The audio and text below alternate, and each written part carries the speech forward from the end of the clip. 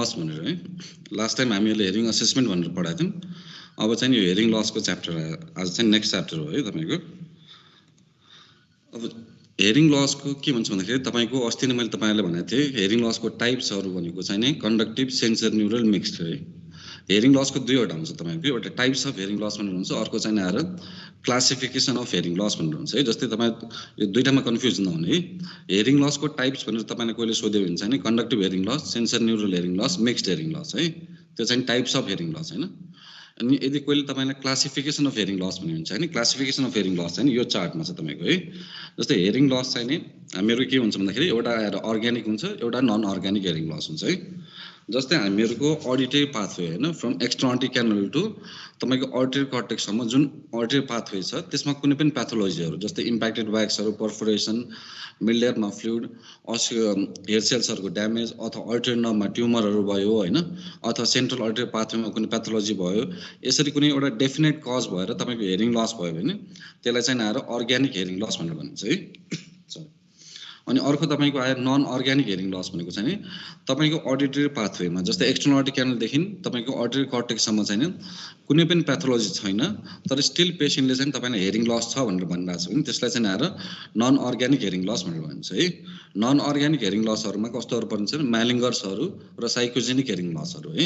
म्यालिङ्गर्सहरू भनेको चाहिँ कस्तो भन्दाखेरि तपाईँको कुनै पनि तपाईँको हेरिङ लस चाहिँ हुँदैन, उनीहरूको हेरिङ लस नर्मल हुन्छ तर उनीहरूलाई सर्टेन कम्पन्सेसन कुनै कुराबाट बेनिफिट हुन्छ, जस्तै हेरिङ लस देखाएर उनीहरूलाई कुनै बेनिफिट हुन्छ भने चाहिँ उनीहरूले चाहिँ नभएको जस्तै हेरिङ लस नभए पनि उनीहरूले चाहिँ हेरिङ लस छ भनेर चाहिँ भनिरहेको हुन्छ है। त्यस्तोलाई चाहिँ नन अर्ग्यानिक हेरिङ लस है। उनीहरूको हेरिङ चाहिँ नर्मल हुन्छ तर स्टिल उनीहरूले प्रोजेक्ट चाहिँ के गर्छ भन्दाखेरि मलाई हेरिङ लस छ भनेर प्रोजेक्ट गरेर आउँछ, त्यस्तो पेसेन्टहरूलाई हामीले नन अर्ग्यानिक हेरिङ लस भनेर भन्छौँ है।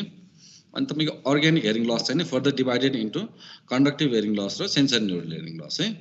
अनि अब सेन्सरी न्युरल हेरिङ लस चाहिँ मैले अस्ति पनि भनेको थिएँ तपाईँको प्योटोन अडियोमेट्री टेस्ट र ट्युनिङ फोर टेस्टले चाहिँ यो हेरिङ लस सेन्सरी हो कि न्युरल हो भनेर डिफ्रेन्सिएट गर्न सक्दैन।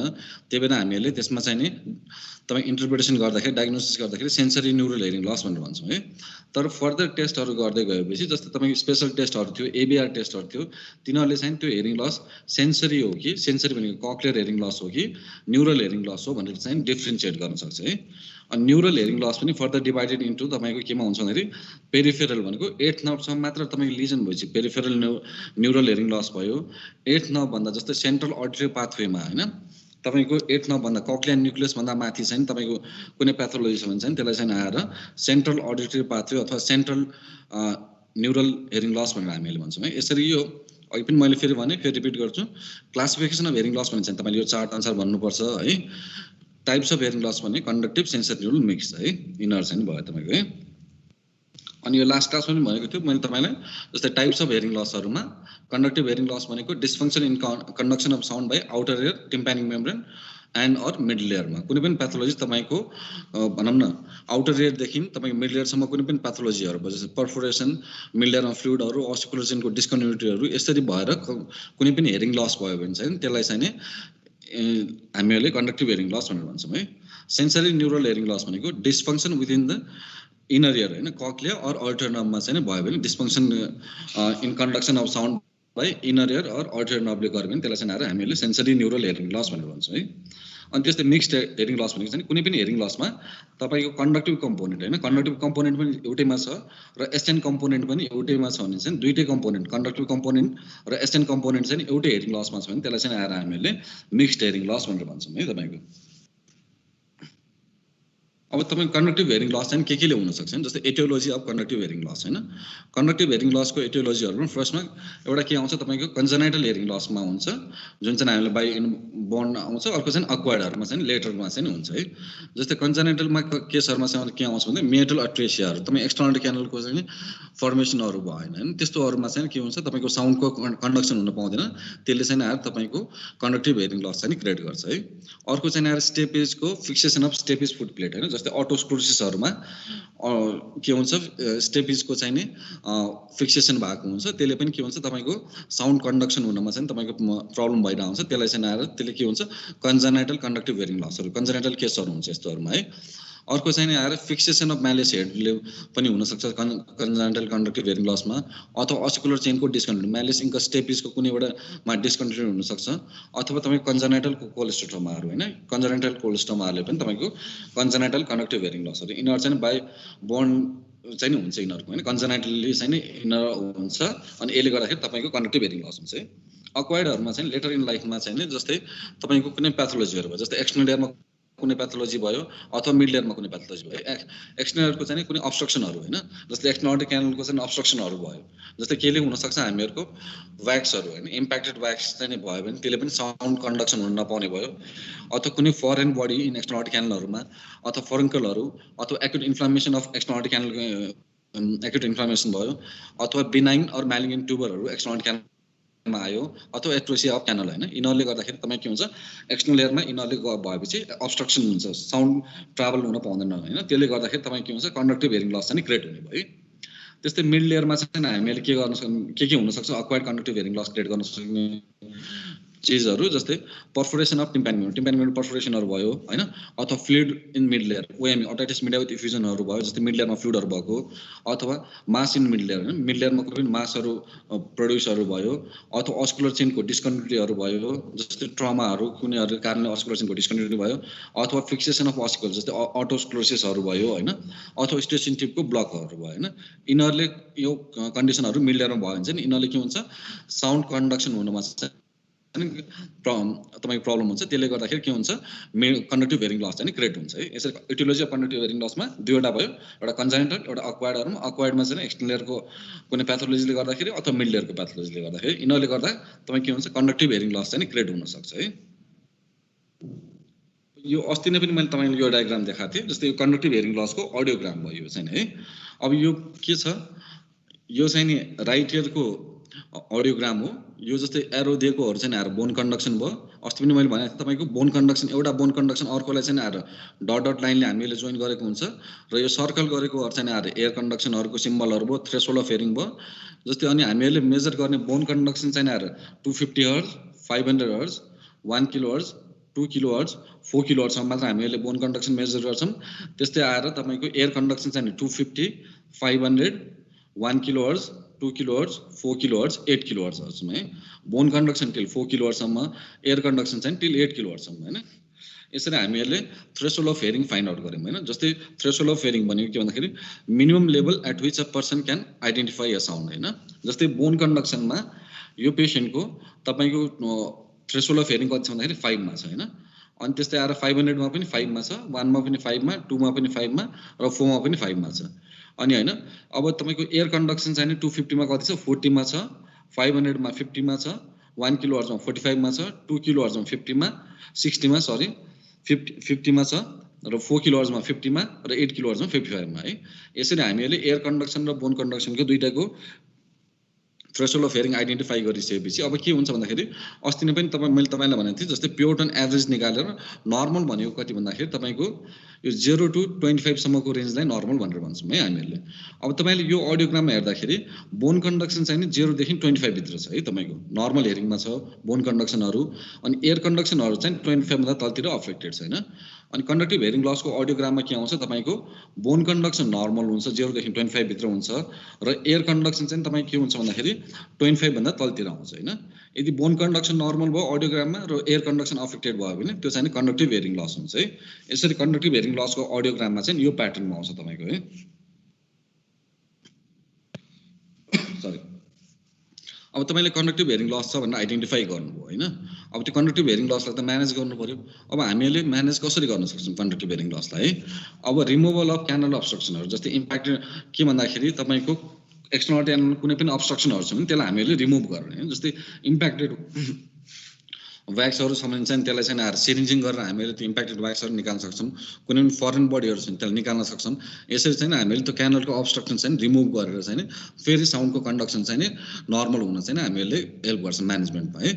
अनि जस्तै ओएमईहरूमा भयो भने चाहिँ नि ओएमईहरूको कन्डिसनमा अब मिड लेयरमा फ्लुइडहरू हुन्छ होइन, तिनीहरू फ्लुइडहरू भएको कन्डिसनमा चाहिँ के गर्न सक्छौँ हामीले सर्टेन एन्टिबायोटिकहरू चलाएर त्यो फ्लुइडहरूलाई चाहिँ हामीहरूले सुकाउन सक्छौँ अथवा त्यो एन्टिबायोटिकले पनि काम नगरे पनि के हुन्छ भन्दाखेरि तपाईँको टिम्प्यानिक मेम्ब्रेनमा एउटा ग्रोमेट इन्सर्ट गरेर त्यो फ्लुइडलाई चाहिँ हामीहरूले मिड लेयरबाट एक्सटर्नल लेयरमा चाहिँ हामीहरूले ड्रेन गर्न सक्छौँ होइन। यसरी चाहिँ त्यो फ्लुइड्सको रिमुभ गर्न सक्छौँ होइन।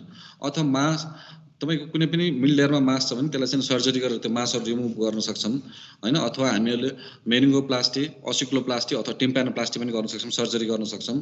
अथवा स्टेपेडोक्टोमी भनेको चाहिँ जस्तै अटोस्क्लोसिस छ भने चाहिँ तपाईँको हामीहरूले स्टेपेडोक्टोमी एउटा सर्जरी गरेर त्यो चाहिँ नि जुन स्टेपिसको चाहिँ नि मुभमेन्टहरू फेरि नर्मल लिएर आउन सक्छौँ।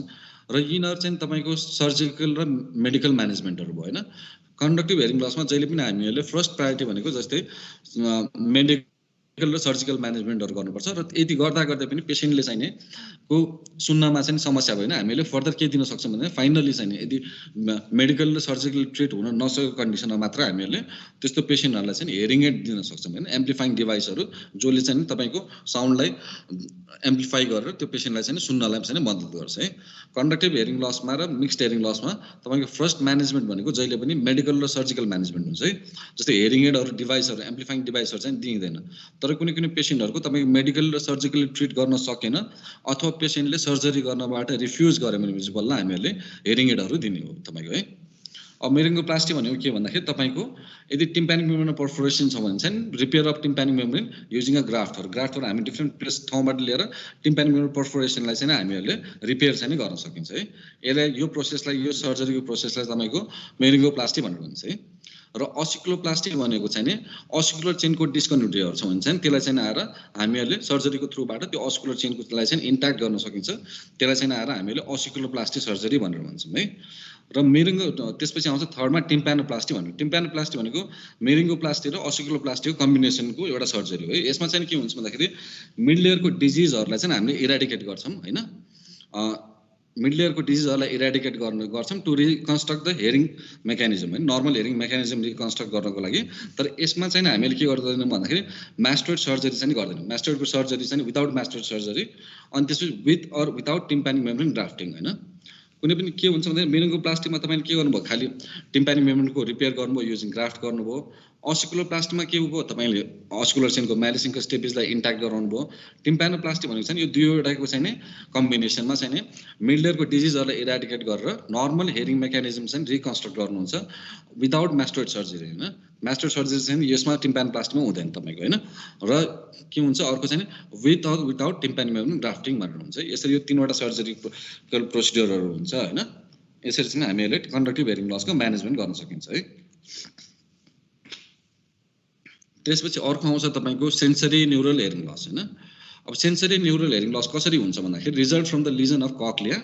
कक्लियामा कुनै प्याथोलोजीहरू भयो, आउटर हेयर सेलको ड्यामेज भयो अथवा इनर हेयर सेलहरूको ड्यामेजहरू भयो अथवा कक्लियामा कुनै प्याथोलोजी भयो अथवा 8 नर्भको लिजन होइन तपाईँको भेस्टिबुलर कक्लियर नर्भको लिजन भयो अथवा सेन्ट्रल अर्टरी पाथवेमा कुनै प्याथोलोजी भएपछि यसले चाहिँ साउन्ड कन्डक्सन हुने अर्टर कर्टेक्समा चाहिँ साउन्ड कन्डक्सन हुन ट्राभल हुनको लागि प्रब्लम हुन्छ। यसबाट चाहिँ के हुन्छ तपाईँको सेन्सरी न्युरल हेरिङ लस कुनै पनि प्याथोलोजी जो चाहिँ कक्लियामा भयो अथवा अर्टरी नर्भमा भयो अथवा सेन्ट्रल अर्टरी पाथवेमा कुनै प्याथोलोजी भएर साउन्ड तपाईँको कन्डक्सन हुनमा चाहिँ प्रब्लम भयो भने तिनीहरूले चाहिँ के हुन्छ तपाईँको result into sensory neural hearing लसमा रिजल्ट गर्छ है। अब यसमा पनि एटियोलोजीहरू जस्तै सेन्सरी न्युरल हेरिङ लस हुने कारणहरू इटियोलोजीहरू एउटा कन्जनाइटल आउँछ एउटा चाहिँ आएर अक्वायर्ड आउँछ है। तपाईँको कन्जनाइटलमा चाहिँ anomalies of inner ear or damage to the hearing apparatus by prenatal or perinatal फ्याक्टरहरूले होइन। जस्तै पेरिनेटल फ्याक्टरहरू अथवा कुनै पनि पेरिनेटल फ्याक्टरहरूले जसले चाहिँ तपाईँ इनर इयरमा ड्यामेज गर्यो त्यसले चाहिँ के हुन्छ तपाईँको कन्जनाइटल सेन्सरी न्युरल हेरिङ लस चाहिँ क्रिएट गर्छ है। त्यस्तै अक्वायर्डहरूमा चाहिँ के हुनसक्छ तपाईँको इन्फेक्सन टु द ल्याब्रेन्थाइन होइन। ल्याब्रेन्थाइनमा कुनै इन्फेक्सनहरू भयो अथवा ट्रमा टु ल्याब्रेन्थाइन अर 8 नर्भमा भयो, भेस्टिबुलर कक्लियर नर्भमा भयो अथवा तपाईँ नोइज इन्ड्युस हेरिङ लसहरू यदि नोइजले चाहिँ कुनै पनि ट्रमाहरू क्रिएट गर्यो त्यसबाट अथवा अटोटक्सिक ड्रगहरू जस्तै होइन। अहिले यो पछि आउँछ तपाईँको अटोटक्सिक ड्रगहरूले पनि तपाईँको एसएनएचएल हेरिङ लस क्रिएट गर्न सक्छ। अथवा प्रेसबाइकेसिस भनेको चाहिँ ओल्ड एजमा हो आफ्टर 65 इयरमा जुन फिजियोलोजिकल प्रोसेसले गर्दाखेरि हेरिङ लस क्रिएट भयो भने त्यसलाई चाहिँ हामीले प्रेसबाइकेसिस भन्छौँ। यसले पनि तपाईँको sensory neural hearing loss create गर्न सक्छ। अथवा मिनियर्स डिजिज होइन। इन्डोलिम्फेटिक आई ड्रप्सहरू यिनीहरूको उसले गर्दाखेरि मिनियस डिजिजले गर्दाखेरि तपाईँ एसएनएचएल हेरिङ लस क्रिएट हुनसक्छ अथवा अकोस्टिक न्युरोमा अल्टरनममा कुनै एउटा न्युरोमा भयो त्यसले पनि तपाईँको साउन्ड कन्डक्सन हुनमा प्रब्लम गर्छ त्यसले पनि तपाईँको sensory neural hearing loss create हुन्छ र सडन हेरिङ लस भनेको चाहिँ तपाईँको within few hour to few डेजमा चाहिँ सडनली हेरिङ लस भयो भने त्यसलाई हामीले सडन हेरिङ लस भन्छौँ तिनीहरूले पनि आएर तपाईँको एसएनएचएल हेरिङ लस क्रिएट गर्न सक्छ अथवा सिस्टमेटिक डिसअर्डरहरू डिजिजहरूले किडनी डिजिजहरूले अथवा तपाईँको आएर अटोइम्युन डिसअर्डरहरूले पनि के हुनसक्छ sensory neural hearing loss create गर्न सक्छ है अथवा familial progressive sensory neural hearing loss भनेको जस्तै जेनेटिक कजहरूले पनि तपाईँ के हुन्छ यो चाहिँ सेन्सरी न्युरल हेरिङ लस चाहिँ क्रिएट गर्न सक्छ है फ्यामिलियल प्रोग्रेसिभ सेन्सरी न्युरल हेरिङ लसहरू यसरी हामीले एउटा कन्जेनाइटल कजहरूले गर्दाखेरि तपाईँको सेन्सरी न्युरल हेरिङ लस आउँछ अथवा अक्वायर्ड लेटर इन लाइफमा अक्वायर्ड कजहरूले गर्दाखेरि सेन्सरी न्युरल हेरिङ लसहरू चाहिँ क्रिएट हुनसक्छ है अब यो चाहिँ नि तपाईँको लेफ्ट इयरको सेन्सरी न्युरलको अडियोग्राम भयो होइन यसमा यो जुन क्रस गरेको छ त्यो चाहिँ एयर कन्डक्सन भयो लेफ्ट इयरको र यो जहिले पनि अडियोलोजीमा मैले तपाईँले लास्ट क्लासमा भनेको थिएँ रेडले मार्क गर्ने बित्तिकै राइट इयरको हुन्छ ब्लूले मार्क गर्ने बित्तिकै त्यो लेफ्ट इयरको रेस्पोन्स है यसमा यो जुन क्रस गरेको छ तपाईँको होइन यो 250मा हेर्नुहोस् यो क्रस गरेको यो चाहिँ आएर एयर कन्डक्सन भयो र यो ग्रेटर देन सिम्बल जुन छ यो चाहिँ आएर बोन कन्डक्सन भयो है अब यसरी यसमा के छ तपाईँको टिल 0 to 25 भनेको नर्मल भयो तपाईँको होइन 25 भन्दा तलतिर हुने बित्तिकै अफेक्टेड भयो यसमा के छ air conduction bone conduction both चाहिँ 25 भन्दा तलतिर आइरहेछ है यसरी चाहिँ सबै फ्रिक्वेन्सीहरू 250 500 1 2 4 8 मा चाहिँ एयर कन्डक्सन र बोन कन्डक्सन दुइटै 25 भन्दा तलतिर बढ्छ होइन र यसमा चाहिँ के हुन्छ भन्दाखेरि कन्डक्टिभ हेरिङ लस र मिक्स्ड हेरिङ लसमा दुइटैमा air conduction bone conduction both affected भएको हुन्छ तर के हुन्छ भन्दाखेरि जुन यो तपाईँ एयर कन्डक्सन र बोन कन्डक्सनको बिचको ग्याप छ नि होइन जस्तै यसमा हेर्नुहोस् एयर कन्डक्सन चाहिँ तपाईँको 55 छ बोन कन्डक्सन 50 मा छ ग्याप चाहिँ 5 भयो होइन इनरमा जस्तै 1 किलोहर्ट्जमा एयर कन्डक्सन र बोन कन्डक्सन दुइटै 40 मा छ यसमा ग्याप 0 भयो यदि air conduction bone conduction both affected भयो र एयर बोन ग्याप चाहिँ less than 10 or equal to 10 छ भने सेन्सरी न्युरल हेरिङ लस हुन्छ यो अडियोग्राममा air conduction bone conduction both affected छ र एयर बोन ग्याप चाहिँ कुनैमा 0 छ कुनैमा 5 छ त्यो भनेको less than 10 or equal to 10 भयो त्यही भएर यो चाहिँ लेफ्ट इयरको सेन्सरी न्युरल हेरिङ लसको अडियोग्राम भयो यसरी चाहिँ अडियो सेन्सरी न्युरल हेरिङ लसको अडियोग्राम चाहिँ यस्तो टाइपको आउँछ तपाईँको है अब तपाईँको कन्डक्टिभ हेरिङ लस र सेन्सरी न्युरल हेरिङ लसमा के जस्तै डिफ्रेन्ट टेस्टहरू यो लास्ट क्लासको पनि इन्क्लुडेड छ होइन अब यिनीहरूमा चाहिँ के हुन्छ हामीले डिफ्रेन्ट टेस्टहरू गर्दाखेरि कन्डक्टिभ हेरिङ लसमा चाहिँ तपाईँले रिने टेस्ट ट्युनिङ फोरको फर्स्ट टेस्ट आएको थियो रिने टेस्ट गर्दाखेरि रिने टेस्ट चाहिँ नेगेटिभ हुन्छ कन्डक्टिभ हेरिङ लसमा है अनि त्यस्तै आउँछ तपाईँ सेन्सरी न्युरल हेरिङ लस चाहिँ आएर मा के हुन्छ रिने पोजिटिभ हुन्छ है अनि त्यस्तै कन्डक्टिभ हेरिङ लसमा हामीले वेबर टेस्ट गरेको छ ट्युनिङ फोर टेस्टको वेबर टेस्ट गर्नु भने चाहिँ कन्डक्टिभ हेरिङ लसमा चाहिँ मैले लास्ट क्लासमा भनेको थिएँ कन्डक्टिभ हेरिङ लसमा Weber lateralise to worst ear जुन एयर पोर छ त्यो एयरमा चाहिँ कन्डक्टिभ वेबर चाहिँ ल्याटलाइज हुन्छ होइन अनि त्यस्तै सेन्सरी न्युरल हेरिङ लसमा वेबर टेस्ट चाहिँ ल्याटलाइज टु बेटर एयर जुन एयर नर्मल हुन्छ हेरिङ लस नभएको एयर त्यो एयरमा चाहिँ वेबर ल्याटलाइज हुन्छ है अनि कन्डक्टिभ हेरिङ लसमा ABC test absolute bone conduction test चाहिँ नर्मल हुन्छ कन्डक्टिभ हेरिङ लसमा है तपाईँको तर सेन्सरी न्युरल हेरिङ लसमा चाहिँ बोन कन्डक्सन होइन बोन कन्डक्सन अफ पेसेन्ट चाहिँ कम्पेयर टु एक्जामिनर चाहिँ रिड्युस भएको हुन्छ है यसमा चाहिँ एबिसी टेस्ट एबिसी टेस्ट मैले लास्ट क्लासमा भने तपाईँले सेन्सरी न्युरल हेरिङ लसलाई कन्फर्म गर्नको लागि गर्ने टेस्ट हो भनेर भनेको थिएँ अनि अडियोग्राममा चाहिँ कन्डक्टिभ हेरिङ लसमा के हुन्छ लो फ्रिक्वेन्सीहरू मोर अफेक्टेड हुन्छ कन्डक्टिभ हेरिङ लसको अडियोग्राममा होइन अनि सेन्सरी न्युरल हेरिङ लसकोमा चाहिँ के हुन्छ हाई फ्रिक्वेन्सीहरू चाहिँ मोर अफेक्टेड हुन्छ ठ्याक्क अपोजिट हुन्छ है कन्डक्टिभमा चाहिँ लो फ्रिक्वेन्सी अडियोग्राममा लो फ्रिक्वेन्सीहरू मोर अफेक्टेड हुन्छ सेन्सरी न्युरलमा चाहिँ तपाईँको हाई फ्रिक्वेन्सीहरू मोर अफेक्टेड भएको हुन्छ है अनि त्यस्तै आएर अडियोग्राममा चाहिँ नि तपाईँको जस्तै मैले अघि भने एयरबोन ग्याप एबिजी भनेर भनेको थिएँ एयर कन्डक्सन र बोन कन्डक्सन बिचको ग्याप जुन छ नि होइन यसमा चाहिँ नि तपाईँको के हुन्छ भन्दाखेरि कन्डक्टिभ हेरिङ लसमा एयरबोन ग्याप चाहिँ प्रेजेन्ट हुन्छ तपाईँको है त्यस्तै आएर सेन्सरी न्युरल हेरिङ लसमा air bone gap no air bone gap or air bone gap चाहिँ less than 10 or equal to 10 हुन्छ तपाईँको है अनि कन्डक्टिभ हेरिङ लस चाहिँ जस्तै अघि पनि मैले भने तपाईँ पर्फोरेसनले इम्प्याक्टेड ब्याकले अस्कुलर चेनको डिस्कन्टिन्युले अथवा अस्कुलर चेनको फिक्सेसनले तपाईँको maximum amount of hearing loss create गर्न सक्ने भनेको 60 डेसिबलसम्म मात्र प्योरली कन्डक्टिभ हेरिङ लसको अडियोग्राम कहिले पनि 65 भन्दा माथि आउँदैन जस्तै सिभियर कन्डक्टिभ हेरिङ लस भनेर कहिले पनि हुँदैन है यदि त्यस्तो अडियोग्राम प्लट गरेको तपाईँकोमा आयो भने त्यो चाहिँ रङ अडियोग्राम भयो है कन्डक्टिभ हेयरिङ लसले कुनै पनि कन्डक्टिभ प्याथोलोजीले म्याक्सिमम हेयरिङ लस ट्रिट गर्न सक्ने भनेको 60 हो र थ्योरेटिकली 60 हुन्छ, क्लिनिकली आउँदैन हामीले 60% मात्रै एक्सेप्ट गर्छौँ है। तर 65 भन्दा माथि भयो भने चाहिँ त्यो चाहिँ कन्डक्टिभ हेयरिङ लस चाहिँ हुँदैन तपाईँको है। र सेन्सरी न्युरल हेयरिङ लसको चाहिँ तपाईँको अडियोग्राम चाहिँ लस चाहिँ 60 डेसिबलभन्दा माथि पनि एक्सिड हुन्छ, जस्तो सिभियर प्रोफाउन्ड जे पनि हुनसक्छ है। त्यही स्पिच अडियोमेट्रीमा एसडिएस भन्ने थियो, स्पिच डिस्क्रिमिनेसन चाहिँ कन्डक्टिभ हेयरिङ लसमा बेटर हुन्छ, गुड नै राम्रो नै हुन्छ होइन। तर के हुन्छ भन्दाखेरि सेन्सरी न्युरल हेयरिङ लसमा चाहिँ स्पिच डिस्क्रिमिनेसन चाहिँ एकदम पोर हुन्छ है यिनीहरूको चाहिँ होइन। अनि यिनीहरूलाई चाहिँ मेनली प्रब्लम चाहिँ के हुन्छ भन्दा difficulty hearing in noisy environment, जस्तै एकदम नोइजी इन्भाइरोमेन्ट भन्छ नि उनीहरूलाई डिफिकल्टी अन्डरस्ट्यान्डिङ इन स्पिच हुन्छ है। यो चाहिँ राम्रोसँग याद गर्नु होला। यिनीहरू डिफ्रेन्ट टेस्टहरू जस्तै प्योर ट्युनिङ फर टेस्टहरू, प्योरटोन अडियोमेट्री, स्पिच अडियोमेट्री के आउँछ होइन। जस्तै कन्डक्टिभ हेयरिङ लसमा प्योर ट्युनिङ फर टेस्टको रिजल्ट के हुन्छ, प्योरटोन अडियोमेट्रीको रिजल्ट के हुन्छ र स्पिच अडियोमेट्रीको रिजल्ट के हुन्छ र सेन्सरी न्युरलमा त्यसरी के हुन्छ भनेर यो उसमा स्लाइडमा चाहिँ त्यो देखाइएको छ है। त्यसपछि आउँछ तपाईँको specific form of hearing loss भनेर आउँछ। यो चाहिँ डिफ्रेन्ट हेयरिङ लसहरू हो। इन्फ्लामेसन अफ ल्याब्रिन्थाइन होइन, जस्तै ल्याब्रिन्थाइनको कुनै पनि इन्फ्लामेसनहरू भयो भने तिनीहरूले चाहिँ हेयरिङ लसहरू होइन। जस्तै सुरुमै के आउँछ भाइरल ल्याब्रिन्थाइटिस भनेर आउँछ है। यो भाइरल ल्याब्रिन्थाइटिसहरू चाहिँ के क्रिएट गर्न सक्छ, एउटा चाहिँ आएर तपाईँको मिजल्स भयो, अर्को मम्स भयो, अर्को चाहिँ आएर साइटोमेलेङ्गो भाइरसहरूले चाहिँ यिनीहरूले चाहिँ तपाईँको भाइरल ल्याब्रिन्थाइटिसहरू चाहिँ क्रिएट गर्छ है। यिनीहरू चाहिँ मेन यिनीहरूले यो भाइरसहरूले गर्न सक्छ। अदर यिनीहरू बाहेक चाहिँ rubella, herpes zoster, herpes simplex, influenza र एप्स्टिन बार भाइरसहरू यिनीहरूले पनि तपाईँको भाइरल ल्याब्रिन्थाइटिसहरू क्रिएट गर्न सक्छ है। अब यसमा भाइरस चाहिँ के हुन्छ, इनर एयरमा कसरी जान्छ भन्दाखेरि थ्रु ब्लड स्ट्रिम होइन। ब्लड स्ट्रिमबाट चाहिँ तपाईँ इनर एयरमा चाहिँ यिनीहरू चाहिँ पुग्छ यो भाइरसहरू। र यिनीहरूले चाहिँ मेनली इन्भल्भ को हुन्छ स्टेराभास्कुलोसिस, इन्डोलिम्फ र अर्गेन अफ कार्टाइमा चाहिँ यिनीहरूले चाहिँ इफेक्ट गरेर तपाईँको सेन्सरी न्युरल हेयरिङ लसहरू चाहिँ क्रिएट गर्छ है। यसलाई चाहिँ भाइरल ल्याब्रिन्थाइटिसमा चाहिँ यिनीहरू हुन्छ है। त्यसपछि अर्को आउँछ तपाईँको ब्याक्टेरियल ल्याब्रिन्थाइटिस होइन। ब्याक्टेरियाहरूमा चाहिँ के हुन्छ भन्दाखेरि यसमा चाहिँ इनर एयरमा चाहिँ कसरी पुग्छ भन्दाखेरि ल्याब्रिन्थाइनमा कसरी पुग्छ भन्दाखेरि थ्रु मिडलेयरको कुनै पनि मिडलेयरबाट पनि पुग्न सक्छ अथवा थ्रु सेरेब्रो स्पाइनल फ्लुइडबाट पनि पुग्न सक्छ। दुईवटा पाथवे हुन्छ, एउटा मिडलेयरबाट हुनसक्छ, एउटा चाहिँ सिएसएफबाट हुन्छ, सेरेब्रो स्पाइनल फ्लुइडबाट हुनसक्छ। यसरी चाहिँ यिनीहरू ल्याब्रिन्थाइनमा पुग्छ है।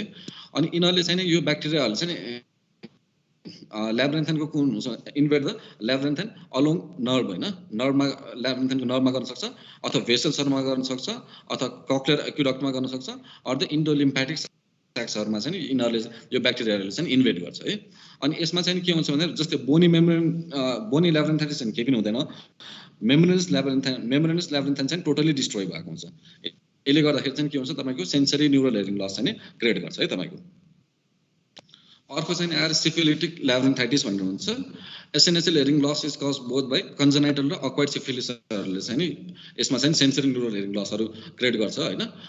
अब syphilitic involvement of inner ear can cause syphilitic involvement of inner ear can cause के हुनसक्छ भन्दाखेरि एउटा चाहिँ आएर sudden sensory neural hearing loss. अहिले मैले पनि भनेको थिएँ कुनै पनि फ्यु आवर टु फ्यु डेजमा सडनली तपाईँको हेयरिङ लस भयो भने त्यसलाई चाहिँ आएर sudden sensory neural hearing loss भन्छ।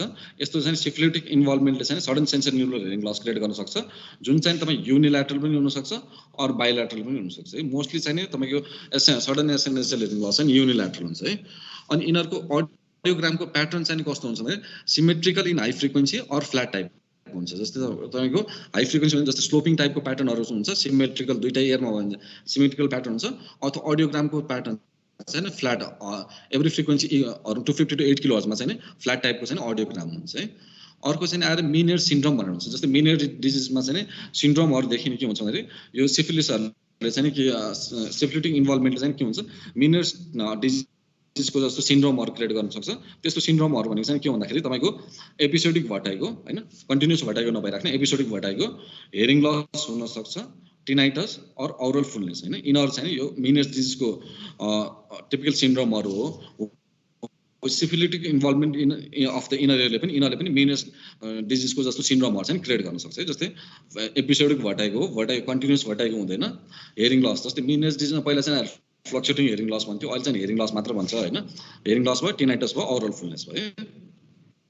अनि अर्को चाहिँ तपाईँको के भन्छ एनर्भर्ट सिन्ड्रोम भनेर भन्छ। यो चाहिँ तपाईँको फिस्टुला भयो भने हामीहरूले एक्सटर्नल क्यानलमा चाहिँ यो ट्राइगसले यसरी अक्लुड गऱ्यो भने त्यो पेसेन्टलाई चाहिँ भर्टाइगो आउँछ है। तर के हुन्छ भन्दाखेरि a positive fistula sign in absence of fistula, कुनै पनि फिस्टुला नभएर तपाईले यो एक्सटर्नल क्यानल अक्लुड अनअक्लुड गर्नुभयो भने यो चाहिँ के हुन्छ त्यो पेसेन्टलाई चाहिँ भर्टाइगो क्रिएट हुन्छ। यसलाई चाहिँ के हुन्छ ह्यानोभर सिन्ड्रोम भन्नुहुन्छ। Positive fistula sign in absence of fistula, कुनै पनि फिस्टुला नभएर पनि यो पोजिटिभ फिस्टुला टेस्ट चाहिँ आउँछ है। अनि यो चाहिँ के को कारणले गर्छ भन्दाखेरि this is due to the fibrous adhesion between stapes foot plate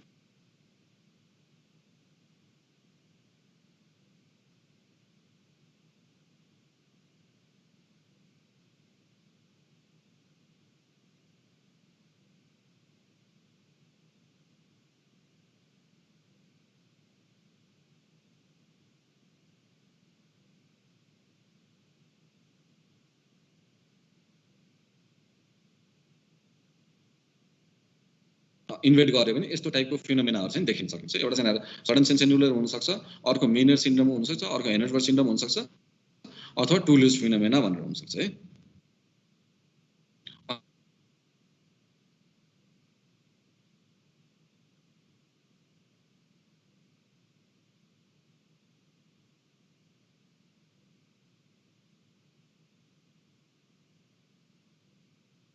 जस्तै यो चाहिँ सुरुमा नै तपाईँको हेरिङ लस हुँदैन।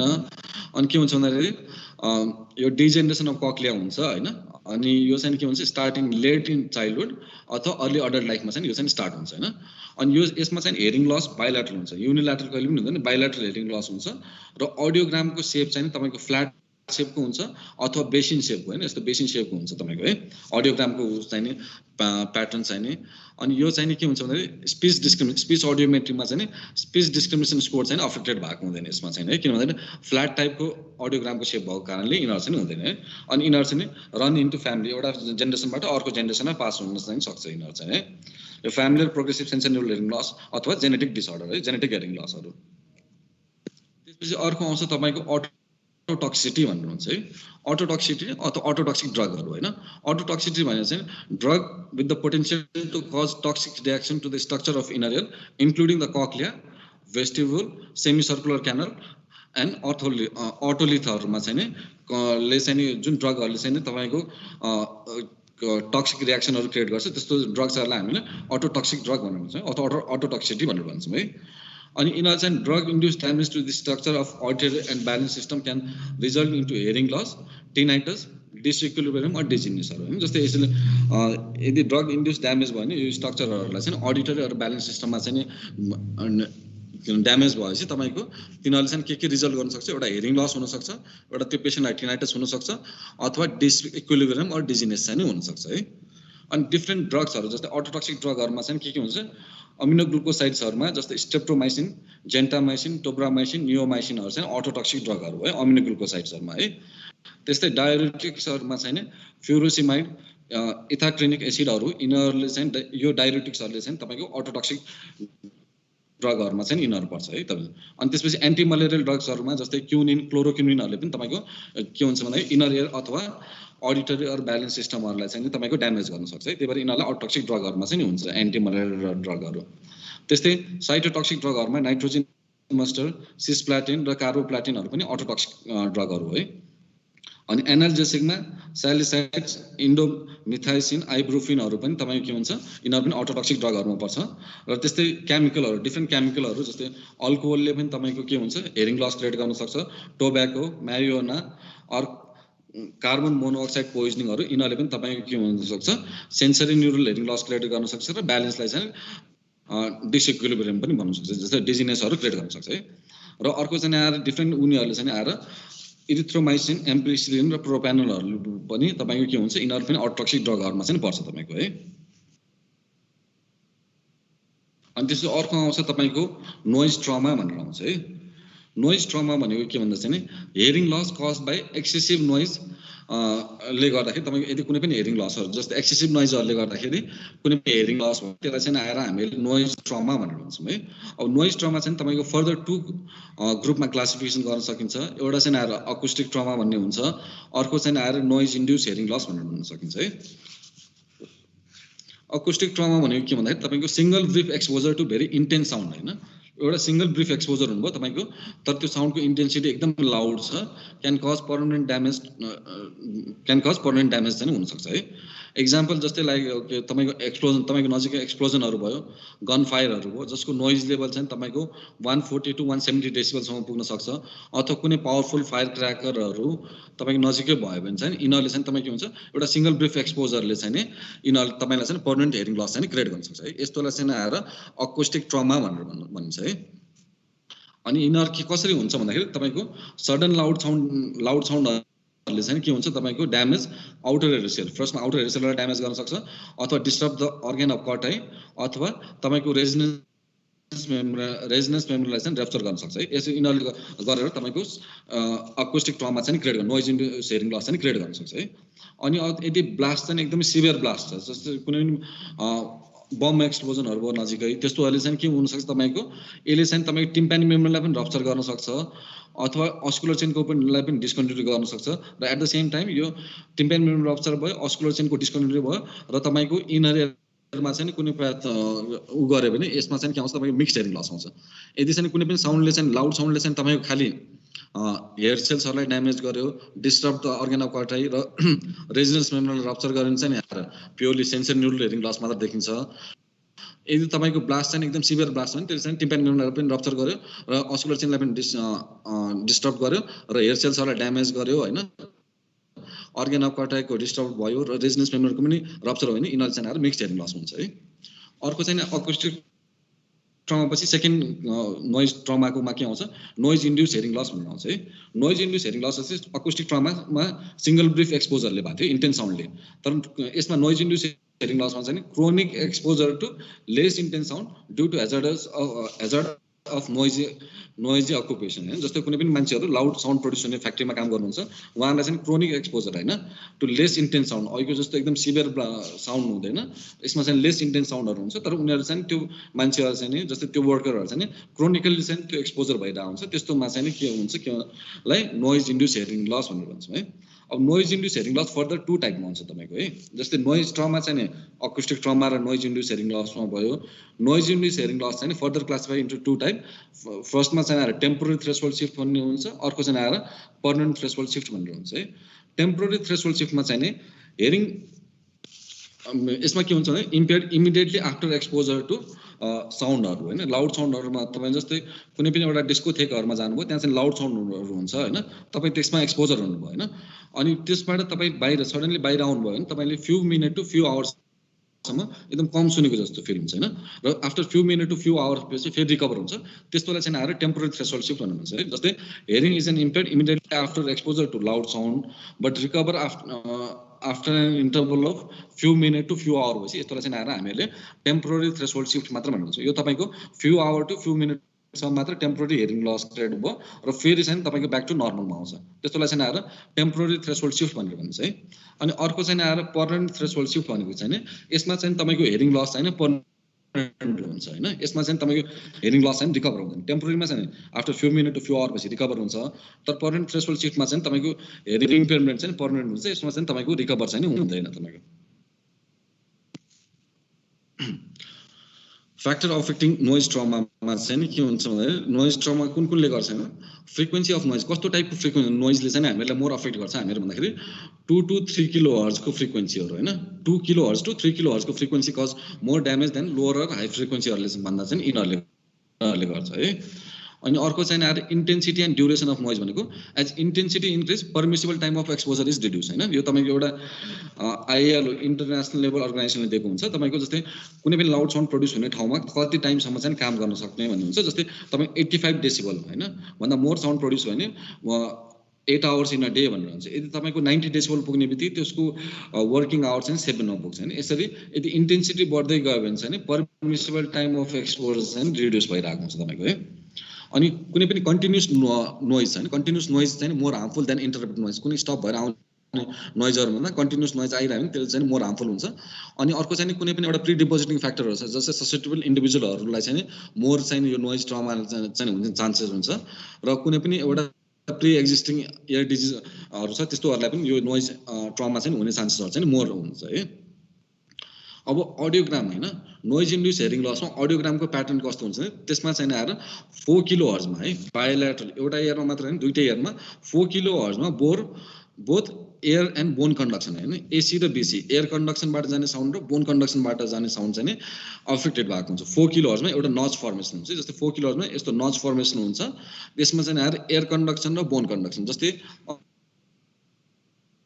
अस्ति पनि स्क्लेरोसिसमा चाहिँ 2 किलो हर्जमा बोन कन्डक्सनको डिप भएको नच भएको हुन्छ तर एयर कन्डक्सनको हुँदैन है नोइज इन्ड्युस हेरिङ लसमा चाहिँ के हुन्छ भने तपाईको 4 किलो हर्जमा एयर कन्डक्सन र बोन कन्डक्सन बोथको डिप भएको हुन्छ हैन अनि दुईटै एयरमा सिमेट्रिकल प्याटर्न हुन्छ र यो चाहिँ 4 किलो हर्जमा डिप भएको हुन्छ है अनि बोथ साइडमा र यस्तो नचलाई चाहिँ हामीले बोइलर्स नच पनि भनेर भन्छौँ है 4 किलो हर्जमा यदि एयर कन्डक्सन र बोन कन्डक्सन दुईटैको डिप भएपछि त्यसलाई चाहिँ आएर हामीले बोइलर्स नच भनेर भन्छौँ जस्तै अटोस्क्लेरोसिसमा 2 किलो हर्जको बोन कन्डक्सन डिप हुनेलाई कार्ट्स नच भनेको थियौँ भन्दाखेरि यो नोइज इन्ड्युस हेरिङ लसमा 4 किलो हर्जमा एयर कन्डक्सन र बोन कन्डक्सन डिप भयो नि यसलाई चाहिँ आएर बोइलर्स नच भनेर भन्छ है यो याद गर्नुहोस् अनि यस्तो पेसेन्टहरुलाई चाहिँ कम्प्लेन के हुन्छ भन्दाखेरि उनीहरुको चाहिँ मेन प्रब्लम चाहिँ हाई पिच टिनाइटसहरु हुन्छ र उनीहरुले चाहिँ टिनाइटस एकदम हाई फ्रिक्वेन्सीको हाई पिच टाइपको हुन्छ र डिफिकल्टी हेरिङ इन नोइजी इन्भाइरोमेन्टहरु जस्तै नर्मलमा चाहिँ उनीहरुलाई कुनै पनि डिफिकल्टी हुँदैन तर नोइजी इन्भाइरोमेन्टमा चाहिँ उनीहरुलाई चाहिँ स्पीच अन्डरस्ट्यान्डिङमा चाहिँ अथवा स्पीच डिस्क्रिमिनेसनमा चाहिँ प्रब्लम भइरहेको हुन्छ हैन अनि तर उनीहरुको डे टु डे लाइफमा चाहिँ कुनै पनि प्रब्लम चाहिँ क्रिएट गरेको हुन्छ नोइज इन्ड्युस हेरिङ लसले र अब सुरुमा चाहिँ उनीहरुलाई डे टु डे लाइफमा कुनै पनि प्रब्लम भएको हुँदैन तर यदि तपाईको duration of noise exposure increase भयो अनि त्यो जुन 4 किलो हर्जको नच चाहिँ त्यो चाहिँ मोर डिप हुँदै आउँछ र मोर वाइडन हुँदै आउँछ है पहिला चाहिँ यस्तो शार्प टाइपको हुन्छ तपाईको यदि duration of noise exposure more हुँदै गएपछि त्यो डिप चाहिँ अझ मोर डिप हुन्छ र यो वाइडनिङ विड्थ पनि बढ्दै जान्छ है बढ्दै जान्छ त्यो इन्भल्भ्स अब यदि त्यो डिप चाहिँ वाइडनिङ भयो नि यिनीहरूले चाहिँ के हुन्छ लो फ्रिक्वेन्सी र हाई फ्रिक्वेन्सीहरूलाई पनि इन्भल्भ हुन्छ है अब हेरिङ इम्पेयरमेन्ट कुन बेला बिकम क्लिनिकली एपरेन्ट हुन्छ भन्दाखेरि जब चाहिँ नि यो डिपले चाहिँ नि तपाईँको 500, 1 र 2 हरू पनि फ्रिक्वेन्सीहरू पनि अफेक्टेड हुन सक्छ थाल्छ त्यति बेला चाहिँ त्यो पेसेन्टलाई चाहिँ हेरिङ लस छ भनेर चाहिँ फिल हुन्छ पेसेन्टहरूलाई हैन अनि यिनीहरूले नोइज इन्ड्युस हेरिङ लसले चाहिँ damage outer hair cell starting in basal turn of कक्लियाबाट चाहिँ यिनीहरूले चाहिँ स्टार्ट गर्छ है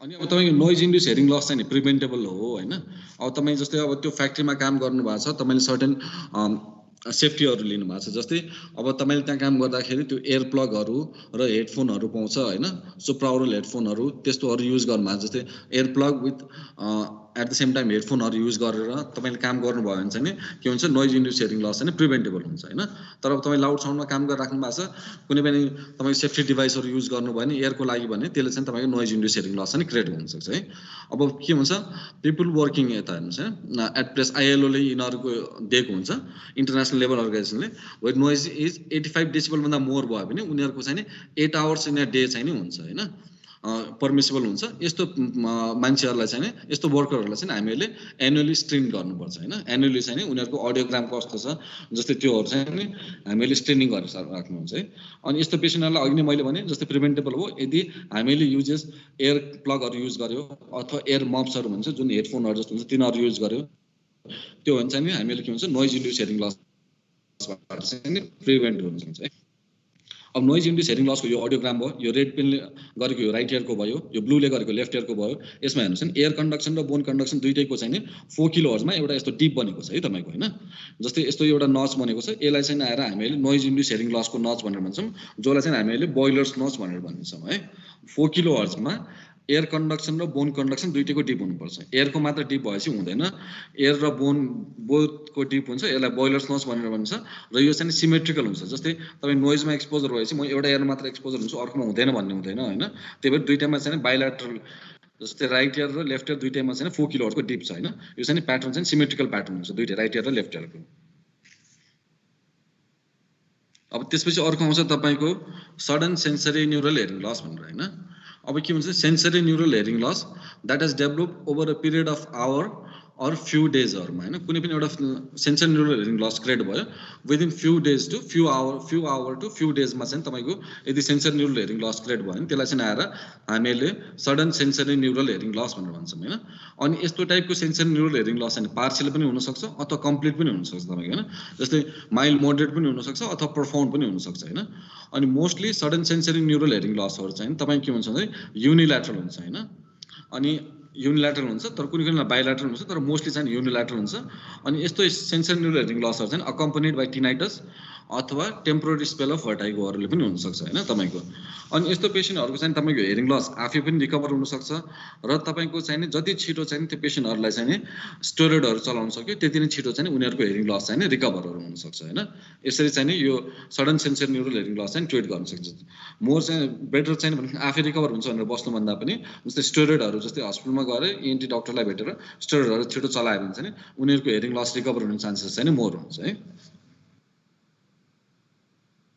अनि त्यस्तै प्रेस्बाइक्सिस भनेर भनेको थियो अघि नै मैले भनेको थिएँ sensory neural hearing loss associated with physiological ageing process in the ear हैन यो चाहिँ के हो भन्दाखेरि फिजियोलोजिकल प्रोसेस हो यो चाहिँ है तपाईको हैन फिजियोलोजिकल एजिङ प्रोसेस इन एयरमा भएर sensory neural hearing loss create भयो भने त्यसलाई चाहिँ हामीले प्रेस्बाइक्सिस भनेर भन्छौँ है युजली यो कुन बेला मेनिफेस्ट हुन्छ भन्दाखेरि एट द एज अफ 65 र 65 भन्दा पछिको इयरमा हुन्छ बट तर कहिले कहिले के हुन्छ may do early if there is a hereditary प्रिडिपोजिसनहरु भयो अथवा क्रोनिक नोइज एक्सपोजरहरु भयो अथवा जेनरलाइज भास्कुलर डिजिजहरु भएपछि उनीहरुमा चाहिँ यो 65 इयर भन्दा अगाडि पनि स्टार्ट हुन सक्छ त्यसलाई पनि हामीले प्रेस्बाइक्सिस भनेर भन्छौँ है अनि यस्तो पेशेन्टहरुलाई चाहिँ कस्तोमा डिफिकल्टी हुन्छ difficulty hearing in presence of background नोइजहरु जस्तै पछाडी कुनै पनि हल्लाहरुमा छ त्यस्तोहरुमा चाहिँ उनीहरुलाई डिफिकल्टी अन्डरस्ट्यान्डिङ इन स्पीच हुन्छ अनि उनीहरुको मेन चाहिँ के हुन्छ भन्दाखेरि they can hear the speech but unable to understand हैन जस्तै कुनै पनि साउन्डहरु सुनिरहेको हुन्छ तर उनीहरुले त्यो डिस्क्रिमिनेट गर्नलाई जस्तै अन्डरस्ट्यान्डिङ गर्नलाई चाहिँ उनीहरुलाई चाहिँ प्रब्लम परिरहेको हुन्छ हैन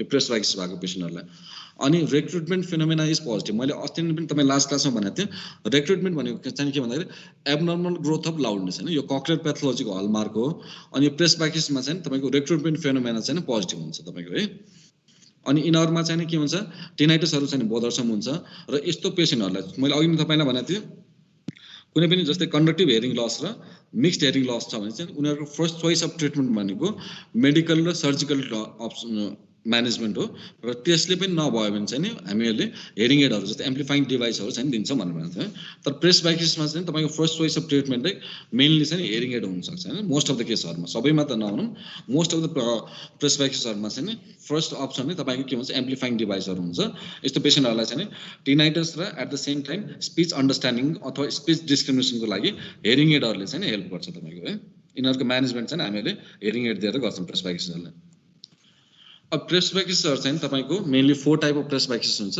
एउटा सेन्सरी हुन्छ एउटा न्युरल हुन्छ एउटा स्टारल अर मेटाबोलिक भनेर हुन्छ अर्को कक्लियर कन्डक्टिभ भनेर हुन्छ है सेन्सरीमा चाहिँ characterize by degeneration of organ of Corti starting at the basal coil and progresses toward the apex हैन एपिकल टर्न पहिला बेसल टर्नमा स्टार्ट हुन्छ र त्यसपछि प्रोसेस त्यो चाहिँ फर्दर डिजेनरेटिङ हुँदै एपिकल टर्नमा चाहिँ जान्छ यसमा चाहिँ के हुन्छ डिजेनरेसन अफ अर्गान अफ कर्टाई चाहिँ सुरुमा बेसल टर्नमा स्टार्ट हुन्छ र त्यसपछि बल्ल आएर एपिकल टर्नमा हुन्छ हैन अनि बेसल टर्नमा चाहिँ जहिले पनि तपाईको हाई फ्रिक्वेन्सी हुन्छ त्यही भएर चाहिँ हाई फ्रिक्वेन्सीहरु चाहिँ पहिला अफेक्टेड हुन्छ हैन हाई फ्रिक्वेन्सी आर अफेक्टेड तर यिनीहरुमा के हुन्छ हाई फ्रिक्वेन्सी अफेक्टेड भए पनि स्पीच डिस्क्रिमिनेसन स्कोर चाहिँ बेटरै हुन्छ राम्रो नै हुन्छ यिनीहरुको है अनि न्युरलमा चाहिँ के हुन्छ भन्दाखेरि डिजेनरेसन अफ सेल्स अफ स्पाइरल ग्याङ्ग्लियोन हैन जस्तै यसमा चाहिँ अर्गान अफ कर्टाई सेन्सरीमा चाहिँ अर्गान अफ कर्टाई मात्र यसमा चाहिँ सेल्स अफ स्पाइरल ग्याङ्ग्लियोनहरुको चाहिँ सेल्सहरुको डिजेनरेसन हुन्छ यो पनि starting from basal coil and progress toward the apical हैन पहिला स्पाइरल ग्याङ्ग्लियोनको बेसल पार्टमा बेसल सेल्सहरुलाई चाहिँ डिजेनरेट हुन्छ त्यसपछि बल्ल आएर एपिकल टर्नमा चाहिँ हुन्छ हैन अनि यसमा के हुन्छ बेसल टर्नमा चाहिँ neurons of higher auditory pathway may be affected more हैन हाई फ्रिक्वेन्सीको अर्डिटरी पाथवेहरु चाहिँ मोर अफेक्टेड हुन्छ हाई टोन इज अनि के हुन्छ high tone loss is present but speech discrimination is worst जस्तै सेन्सरीमा स्पीच डिस्क्रिमिनेसन स्कोर बेटर थियो यसमा चाहिँ आएर स्पीच डिस्क्रिमिनेसन स्कोर चाहिँ पोर हुन्छ है अनि स्टेरल अर मेटाबोलिकहरुमा चाहिँ क्यारेक्टराइज बाइ एट्रोफी अफ स्टेरा भास्कुलरिसिस हैन स्टेरा भास्कुलरिसिसको चाहिँ एट्रोफीहरु भयो इन अल टर्न अफ कक्लिया हो जस्तै यसमा बेसलमा गएर एपिकलमा जान्थ्यो यसमा चाहिँ अल टर्न अफ कक्लिया हुन्छ अनि यो मेटाबोलिकहरु चाहिँ के हुन्छ it runs in the family यो चाहिँ एउटा फ्यामिलीबाट अर्को फ्यामिलीमा एउटा जेनेरेसनबाट अर्को जेनेरेसनमा पास हुन सक्छ हैन अनि यसमा अडियोग्रामको सेप चाहिँ के हुन्छ तपाईको फ्ल्याट टाइपको अडियोग्राम सेपहरु हुन्छ र स्पीच डिस्क्रिमिनेसन स्कोर चाहिँ बेटर हुन्छ यसमा है खाली एउटा रोस्ट भएको भनेको तपाई न्युरलमा मात्र रोस्ट हुन्छ तपाईको अनि अर्को चाहिँ आउँछ तपाई कक्लियर कन्डक्टिभ भन्ने हुन्छ due to stiffening of basilar membrane हैन बेसलर मेम्ब्रेनको स्टिफनिङले गर्दाखेरि बेसलर मेम्ब्रेनको मुभमेन्ट हुँदैन त्यसले गर्दाखेरि तपाईको हेरिङ लस क्रिएट हुन्छ अनि यसमा चाहिँ अडियोग्रामको सेप चाहिँ तपाईको स्लोपिङ टाइपको सेप हुन्छ है कक्लियर कन्डक्टिभ हेरिङ लस भन्ने हुन्छ एउटा तपाईको अब प्रेसबाइक्समा चाहिँ नि जस्तै यसमा पनि यो रेड राइट इयरको भयो लेफ्ट इयरको भयो, यसमा के छ हाई फ्रिक्वेन्सी जस्तै 4-8हरू चाहिँ नि मोर अफेक्टेड छ कम्पेयर टु 250-500हरू चाहिँ यसमा चाहिँ यस्तो स्लोपिङ टाइपको प्याटर्न चाहिँ आउँछ तपाईँको है। त्यही भएर हाई फ्रिक्वेन्सी मोर अफेक्टेड भएकोले उनीहरूलाई चाहिँ स्पिच अन्डरस्ट्यान्डिङ अर स्पिच डिस्क्रिमिनेसनमा चाहिँ नि तपाईँको प्रब्लम भइरहेको हुन्छ है। अब नन अर्ग्यानिक हेरिङ लस सुरुमा मैले तपाईँलाई जुन चार्ट दिएको थिएँ त्यसमा चाहिँ एउटा अर्ग्यानिक हेरिङ लस र नन अर्ग्यानिक हेरिङ लस भनेर भनेको थिएँ। नन अर्ग्यानिक हेरिङ लसमा चाहिँ नो अर्ग्यानिक लिजन, कुनै पनि तपाईँको अल्टरेड पाथवेमा कुनै पनि प्याथोलोजी हुँदैन होइन। इट इज ड्यू टु म्यालिङ्गरिङ होइन, जस्तै म्यालिङ्गर्सहरूले अथवा साइकोजेनिक कजहरूले गर्दाखेरि हेरिङ लस नभए पनि उनीहरूले हेरिङ लस छ भनेर भन्नुहुन्छ। यस्तो टाइपको हेरिङ लसलाई हामीले नन अर्ग्यानिक हेरिङ लस भनेर भन्छौँ अथवा NOHL भनेर पनि भन्छौँ है। अनि यिनीहरूमा चाहिँ यो पेसेन्टहरूले जस्तै हेरिङ लस नभए पनि हेरिङ लस छ किन भनेर भन्नको लागि टु क्लेम कम्पन्सेसन, कुनै उनीहरूलाई बेनिफिट हुन्छ भने उनीहरूले त्यो क्लेम कम्पन्सेसन गर्नको लागि उनीहरूले चाहिँ मलाई हेरिङ लस छ भनेर चाहिँ भनेर आउँछ है। अनि यस्तो टाइपको पेसेन्टहरू चाहिँ क्लिनिकमा आउँदा तपाईँसँग आउँदाखेरि उनीहरूले चाहिँ के मेनली कम्प्लेन के हुन्छ भने मलाई 2टा इयरमा मैले total hearing loss in both ear होइन, बोथ इयरमा प्रोफाउन्ड हेरिङ लस छ मैले कुनै पनि सुन्दैन भन्नु सक्छ, अथवा टोटल लस इन 1 इयर हुनसक्छ, अथवा उनीहरूले चाहिँ exaggerated loss in 1 or both ear होइन। यस्तोहरूले चाहिँ कम्प्लेन लिएर आएको हुन्छ पेसेन्टले 2टा इयरमा कम्प्लिटली म सुन्दैन, अथवा टोटल लस इन 1 इयर एउटा इयर मैले सुन्दैन अर्को चाहिँ सुन्छु भनेर, अथवा एक्जेजरेटेड लस कुनै पनि उनीहरूले चाहिँ एक्जेजरेट गरेर आउँछ होइन इन 1 अर बोथ इयर होइन। अब यस्तो पेसेन्टहरूलाई जस्तै तपाईँले हेरिङ लस नभएको पेसेन्टलाई हेरिङ लस छ भनेर त पठाउनु भएन होइन। अब यस्तो पेसेन्टहरूलाई हामीले के टेस्टहरू गरेर चाहिँ हामीले यो हेरिङ लस छैन यो पेसेन्टमा भनेर चाहिँ हामीले आइडेन्टिफाई गर्न सकिन्छ भन्दाखेरि सुरुमा चाहिँ नि हाई इन्डेक्स अफ सस्पिसन होइन। यदि पेसेन्टले चाहिँ कुनै पनि if patient make exaggerate effort to hear, तपाईँलाई जस्तै कान एयर कफ गरेर मैले सुनेन अलिक ठुलो लाउड गर्नुहोस् भनेर जस्तै होइन एक्जेजरेट एफोर्टहरू हाल्यो, फ्रिक्वेन्टली रिक्वेस्टिङ टु रिपिट जस्तै तपाईँलाई फ्रिक्वेन्टली मैले सुनेन भनेर रिक्वेस्ट गर्यो होइन पेसेन्टले, or by placing the cupped hand to the ear होइन। यसरी यो गऱ्यो भने तपाईँले चाहिँ यो पेसेन्टलाई चाहिँ यो हेरिङ लस नहुनसक्छ, उसले चाहिँ एक्जेजरेट एफोर्टहरू हालिरहेको छ जस्तै यो म्यालिङ्गर हुनसक्छ भनेर चाहिँ सस्पेक्ट गर्न सक्नुहुन्छ होइन। फर्स्ट पोइन्टमा हाई इन्डेक्स अफ सस्पिसन। अब यो भइसकेपछि तपाईँले सस्पेक्ट गर्नुभयो, त्यसपछि आएर प्योरटोन अडियोमेट्री टेस्ट गर्नुभयो। प्योरटोन अडियोमेट्री टेस्टमा चाहिँ नि के हुन्छ भन्दाखेरि जस्तै मैले एकचोटि प्योरटोन अडियोमेट्री टेस्ट गरेँ, मेरो 1 किलोहर्जमा मेरो थ्रेसहोल्ड 40 आयो। मैले आफ्टर फ्यु मिनट पछि फेरि टेस्ट गरेपछि मेरो हेरिङ लस 35 अथवा 45 प्लस अर माइनस 5 डेसिबलको मात्र भेरिएसन हुनसक्छ होइन। यदि यो भेरिएसन मेन्टेन गरेन उनीहरूको भेरिएसन चाहिँ जस्तै सुरुमा 40 आयो, अर्को सेकेन्ड टेस्ट गर्दा 25 आयो र थर्ड टेस्ट गर्दाखेरि तपाईँको 55 आयो भने यो भेरिएसन चाहिँ मोर देन 5 डेसिबल भयो। यस्तो भयो भने चाहिँ त्यो पेसेन्टले चाहिँ तपाईँलाई म्यालिङ्गर गरिरहेछ भनेर चाहिँ शङ्का गर्न सक्नुहुन्छ है। अर्को प्योरटोन अडियोमेट्री टेस्ट र स्पिच अडियोमेट्री टेस्टमा होइन जहिले पनि तपाईँको प्योरटोन अडियोमेट्री टेस्ट पिटी होइन प्योरटोन एभरेज र एसआरटी चाहिँ के हुन्छ विदिन 12 डेसिबल। सपोज मेरो प्योरटोन एभरेज चाहिँ 40 छ भने मेरो एसआरटी चाहिँ म्याक्सिमम 52 सम्म हुनसक्छ, त्योभन्दा माथि चाहिँ हुँदैन तपाईँको है। योहरू भयो होइन। तर तपाईँले पिटिएमा सपोज प्योरटोन एभरेजमा चाहिँ प्योरटोन एभरेज चाहिँ त्यो पेसेन्टको 40 आयो र एसआरटी चाहिँ 60 आयो भने त्यो ग्याप चाहिँ 20 भयो होइन। यसरी चाहिँ त्यो 12 डेसिबलको त्यो ग्याप चाहिँ मेन्टेन गर्नु हो। यो पेसेन्टहरूमा पनि तपाईँले यो पेसेन्टले चाहिँ म्यालिङ्गर हो भनेर चाहिँ फाइन्ड आउट गर्न सक्नुहुन्छ है, सस्पेक्ट गर्न सक्नुहुन्छ। अब अर्को चाहिँ नि आएर युनिल्याटरल हेरिङ लस छ अरे होइन। सपोज पेसेन्टले चाहिँ एउटा मात्र कानमा समस्या छ भनेर भने चाहिँ नर्मली एउटा स्याडो कर्भ भनेर आउँछ है तपाईँको। जस्तै मैले राइट इयरमा मेरो हेरिङ लस छ लेफ्ट इयर नर्मल छ भने चाहिँ normally shadow curve is present if healthy ear is not mask due to transcranial transmission. मैले मास्किङ गरेको छैन होइन, त्यस्तरी मास्किङ नगरे मेरो एउटा एयरको रेस्पोन्स चाहिँ अर्को एयरबाट आउनसक्छ होइन, त्यस्तोलाई स्याडो कर्भ भनेर भन्छ। तर म्यालिङ्गरहरूमा युनिल्याटरल हेरिङ लस भएको म्यालिङ्गरहरूमा पनि यो के हुन्छ स्याडो कर्भहरू चाहिँ एब्सेन्ट हुन्छ है। अर्को आउँछ तपाईँ स्टेन्जर टेस्ट भनेर आउँछ। स्टेन्जर टेस्ट चाहिँ ट्युनिङ फोर्ड टेस्टले गर्न सकिन्छ होइन। दुईवटा ट्युनिङ फोर्ड टेस्ट चाहिँ यसमा पनि युनिल्याटरल हेरिङ लसको लागि टेस्ट गर्ने हो। दुईवटा एयरमा चाहिँ तपाईँ ट्युनिङ फोर्ड चाहिँ राखेर होइन साउन्ड दिएर यो पेसेन्टले सुनेको छ छैन भनेर चाहिँ यो टेस्ट गर्न सकिन्छ स्टेन्जर टेस्ट भनेर। अर्को चाहिँ आएर इम्पिडेन्स अडियोमेट्रीमा अकुस्टिक रिफ्लेक्स है। अस्ति लास्ट क्लासमा मैले भनेको थिएँ अकुस्टिक रिफ्लेक्स कुन बेला जेनेरेट हुन्छ भने तपाईँ प्योरटोन थ्रेसहोल्ड जति छ त्यसको 70 to 100 60 to 70 डेसिबलमा हुन्छ होइन। यदि कुनै पनि पेसेन्टले चाहिँ अब हेरिङ लस चाहिँ मेरो 80 छ भनेर भनिरहेको छ तर उसको चाहिँ रिफ्लेक्स चाहिँ तपाईँको 70 मा जेनेरेट भयो भने त्यो चाहिँ म्याच भएन होइन। यसरी चाहिँ हामीले अकोस्टिक रिफ्लेक्स थ्रेसोल्डबाट पनि यो पेसेन्टले म्यालिङ्गर गरिरहेछ छैन अथवा ट्रु रेस्पोन्स हामीले फाइन्ड आउट गर्न सक्छौँ। अथवा इलेक्ट्रिक रेस्पोन्स अडियोमेट्रीहरूमा जस्तै एबिआर टेस्ट गरेर यो पेसेन्टको चाहिँ ट्रु बिहेभियरल थ्रेसोल्ड कति हो भनेर हामीले फाइन्ड आउट गर्न सक्छौँ होइन। यसमा इलेक्ट्रिक अकोस्टिक रिफ्लेक्स थ्रेसोल्ड र इलेक्ट्रिक रेस्पोन्स अडियोमेट्रीहरूमा चाहिँ तपाईँको पेसेन्टले कुनै पनि रेस्पोन्स दिनु पर्दैन, खालि इन्स्ट्रुमेन्टले स्टिमुलस दियो, स्टिमुलसले रेकर्ड गरेर उसको बिहेभियरल थ्रेसोल्ड कति हो भनेर चाहिँ आइडेन्टिफाई चाहिँ गर्न सकिन्छ। यसरी चाहिँ म्यालिङ्गर गरिरहेको पेसेन्टलाई चाहिँ हामीले चाहिँ उसको एक्चुअल रेस्पोन्स कति हो, उसको एक्चुअल ट्रु थ्रेसोल्ड कति हो भनेर चाहिँ हामीले आइडेन्टिफाई गर्न सकिन्छ है। अब हेरिङ लसको सोसियल एन्ड लिगल एस्पेक्टहरू होइन, जस्तै तपाईँले यो हेरिङ लस, डेफनेस, डेफ भनेर चाहिँ जुन सबै पेसेन्टहरूलाई चाहिँ युज गर्न मिल्दैन है। जस्तै अब कुन टर्म कुन बेला युज गर्ने भनेर हुन्छ तपाईँको होइन। हेरिङ लस भनेको चाहिँ इम्पेयरमेन्ट अफ हेरिङ लस, हेरिङको चाहिँ इम्पेयरमेन्ट भइरहेछ and its severity may vary from mild to profound होइन। जस्तै सिभियरिटी, जस्तै हेरिङ लस तपाईँ इम्पेयरमेन्ट, हेरिङ इम्पेयरमेन्ट त छ तर त्यो सिभियरिटी चाहिँ तपाईँको माइल्ड टु प्रोफाउन्ड हुनसक्छ, जसलाई चाहिँ हामीहरूले मेडिकली, सर्जिकली अथवा कुनै पनि एम्प्लिफाइङ डिभाइसले चाहिँ करेक्ट गर्न सक्छौँ होइन।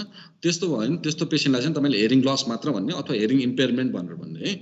र डेफनेसहरूमा चाहिँ नि के भन्दा डेफ कुनलाई युज गर्ने भन्दाखेरि when there is little or no hearing at all होइन, कुनै पनि हेरिङ लस छैन अथवा अलिअलि मात्र छ त्यस्तोलाई चाहिँ हामीहरूले डेफनेस भनेर भन्छौँ है। त्यही भएर यो हेरिङ डेफ भनेर चाहिँ युज गर्नु हुँदैन। 1988 WHO recommended the term deaf should be applied only to those individuals whose hearing impairment is so severe that they are unable to benefit from any type of amplification है। जस्तै तपाईँको hearing लसमा तपाईँको यदि hearing loss चाहिँ hearing इम्पेयरमेन्ट mild to profound छ भने तपाईँले जस्तै हेरिङ एडहरू दिएर उनीहरूको हेरिङ लस चाहिँ तपाईँले करेक्ट गर्न सक्नुहुन्छ, जस्तै शून्य बनाउन सक्नुहुन्छ होइन। तिनीहरूलाई चाहिँ हामीले हेरिङ लस अथवा हेरिङ इम्पेयरमेन्ट भनेर भन्ने।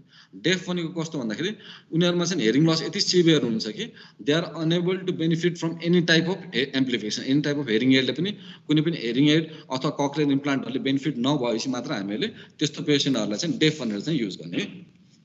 Def are those in whom the sense of hearing is non functional for auditory purpose of life हो। यस्तो पेसेन्टहरूलाई मात्र हामीले डेफ भनेर भन्ने। तर हेरिङ लस हामीले करेक्ट गर्न सक्छौँ एम्प्लिफाइङ डिभाइसहरूले, जस्तो हेरिङ एड, कक्लियर इम्प्लान्टले गर्न सक्छौँ भने त्यस्तो पेसेन्टलाई चाहिँ हामीले डेफ भनेर युज गर्न मिल्दैन है। त्यो यो टर्महरू चाहिँ त्यही भएर युज गर्दाखेरि कसलाई कुन युज गर्ने भनेर राम्रोसँग याद हुनुपर्छ तपाईँले। अब यो डिग्री अफ हेरिङ लसहरू WHO क्लासिफिकेसन तपाईँले यो लास्ट क्लासमा पढिसक्नुभयो। 26 to 40 डेसिबल हेरिङ लस भएपछि माइल्ड हेरिङ लस भयो, 41 to 55 भनेको मोडरेट हेरिङ लस भयो, 56 to 70 भनेको मोडरेटली सिभियर भयो, 71 to 90 भनेको severe hearing loss, more than 90 भनेको प्रोफाउन्ड हेरिङ लस, र टोटल कुनै पनि तपाईँले 120 डेसिबल साउन्ड दिँदासम्म पनि पेसेन्टले साउन्ड नसुने त्यसलाई चाहिँ नो रेस्पोन्स भनेर आउँछ है। अनि अब युनिल्याटरल हेरिङ लस, सपोज एउटा इयरमा मात्र हेरिङ लस भयो भने के हुन्छ भनेर हुन्छ है। तपाईँ युनिल्याटरल हेरिङ लस हुन्छ। अनि युनिल्याटरल हेरिङ लसले does not cause serious handicap or affect speech होइन। त्यस्तो युनिल्याटरल हेरिङ लसले चाहिँ सिरियस ह्यान्डिक्यापहरू यो हुँदैन अथवा स्पिचहरू चाहिँ नै अन्डरस्ट्यान्डिङमा त्यति प्रब्लम हुँदैन है। यिनीहरूलाई मेनली प्रब्लम कुन बेला हुन्छ, लोकलाइजेसनहरू। सपोज पछाडिबाट पेसेन्ट मान्छेले बोलेपछि यो मान्छेले राइटबाट बोल्यो कि लेफ्टबाट बोलेको भनेर छुटाउनु उनीहरूलाई गाह्रो हुन्छ, लोकलाइजेसनमा गाह्रो हुन्छ। अनि अर्को difficulty in discrimination of speech in background नोइजहरू, जस्तै हल्ला भइरहेको ठाउँमा चाहिँ उनीहरूलाई डिस्क्रिमिनेट गर्न, साउन्डहरू डिस्क्रिमिनेट गर्नलाई गाह्रो हुन्छ होइन। Background noise when the speaker is not is on the affected side. Suppose मेरो राइट इयरमा चाहिँ नि तपाईँको हेरिङ लस छ, मेरो लेफ्ट इयर नर्मल छ र ब्याकग्राउन्ड नोइजहरू प्रड्युस भइरहेको छ त्यो ठाउँमा होइन, र मेरो बोलिरहेको अरू मान्छे जो मान्छे मसँग बोलिरहेको छ त्यो मेरो राइट इयरतिर नै पऱ्यो भने मलाई चाहिँ नि understanding in speech in background नोइजहरूमा चाहिँ हुनसक्छ त्यस्तो बेलामा चाहिँ है।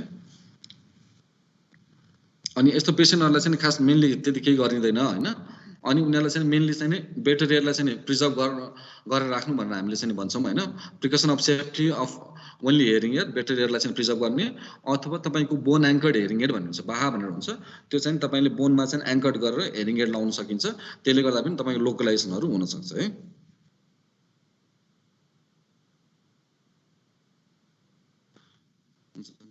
Thank you. आज क्लास यति नै हो होइन। तपाईँलाई के सोध्नु छ क्लासमा?